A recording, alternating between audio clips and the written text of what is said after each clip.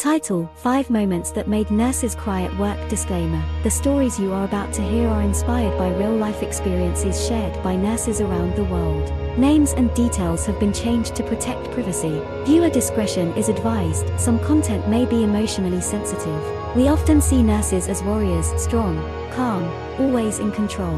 But behind every chart, every injection, and every smile, there's a beating heart. These are 5 moments that made even the toughest nurses break down in tears, stories you won't forget. Make sure to watch till the end, and let us know which of these moments touched you the most. Story 1: The birthday promise. Nurse Sarah, pediatric oncology. She just turned 6. Her last wish: to blow out her birthday candle. I had just returned from a short break when I saw little Grace in her bed, beaming at me with those big eyes. Today's my birthday, she giggled. She had no hair left and was barely strong enough to sit up. Her parents had set up balloons and a tiny cake beside her for pole. I smiled.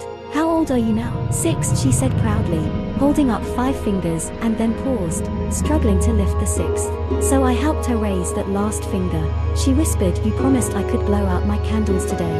I nodded, trying to blink back tears. I had made that promise a week ago when she was too weak to talk. I brought the cake closer. Her parents lit a single candle. Grace leaned forward, and then she slumped back.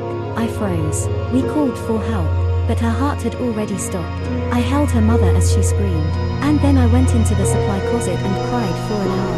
If you were in Nurse Sarah's shoes, what would you have done differently?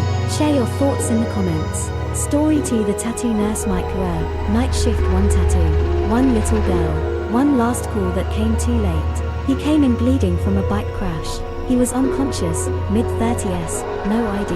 We were stabilizing him when I noticed a tattoo on his chest. Ava, always in my heart. It wasn't just the ink, it was the way the skin around it looked warm, like he touched it often. I've seen a lot, but that got me curious. While he was being prepped for imaging, his phone buzzed just once. A little girl's face lit up the screen. The contact name read, My Ava Red Heart. We tried to reach the number. No response. 30 minutes later, he crashed. Massive internal bleeding. Despite everything we did, he didn't make it. When the phone finally rang back, it was a soft voice.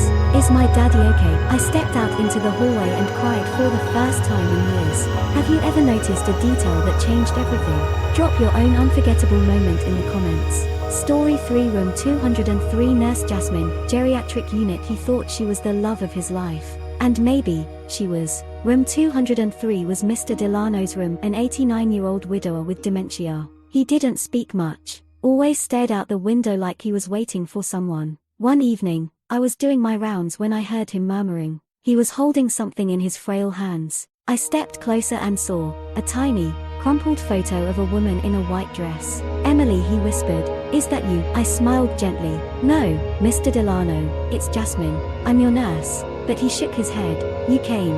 You finally came. And then, he smiled. That's when his heart monitor went flat. He died smiling, believing the love of his life had returned to take him home. I sat in that room for 10 minutes, holding his hand, crying softly, wishing I really was Emily. Sometimes love truly never dies. Do you believe in that kind of love? Let's talk about it in the comments. Story 4: Code Pink. Nurse Tolu, NICU, Lagos, Nigeria. Her prayers were loud, but fate was louder. Nothing prepares you for a code pink. That's when a baby goes into cardiac arrest. The mother had lost 2 pregnancies already. This baby was her miracle. I had watched her pray beside the incubator every day for 2 weeks. She would whisper psalms and smile through her exhaustion. One night, the monitors went wild. Her baby's oxygen levels dropped to nothing. The team rushed in. I did chest compress irons on a baby the size of my palm. We shocked. We gave meds. Time moved like water. Then, the call time of death, 3:12 a.m. The mother arrived minutes later. She saw my face and fell to the floor screaming. Not crying, screaming. I locked myself in the restroom. And for the first time in my 8 years as a nurse, I sobbed until I couldn't breathe. This story is heartbreaking, but many people don't see this side of nursing. If this moved you, please share this video with someone. Story 5: The Note. Nurse Liam, psychiatry unit. Some lives you save with medicine, others with kindness. She was 17, admitted for severe depression. She barely spoke. Her wrists told stories that her mouth wouldn't. I checked on her every hour. We built a quiet rhythm. I'd leave little notes on her bedside, quotes, affirmations, even a doodle once. She never responded, until one day, She handed me a folded note before discharge. I waited until my shift ended to read it. Inside, in shaky handwriting, "Thank you for seeing me when I didn't want to be seen. You helped me stay alive." That was 3 years ago. I still keep the note in my wallet. And yes, I cried when I read it. Not out of sadness, but because sometimes we do save lives without even realizing it. Has someone ever saved you with just a kind word? Tell us your story below. Nurses don't just treat symptoms, they feel every loss, every victory, every silent cry. And yes, sometimes they cry too. If you know a nurse, thank them. And if you are one, thank you for every tear, every hug, every silent strength.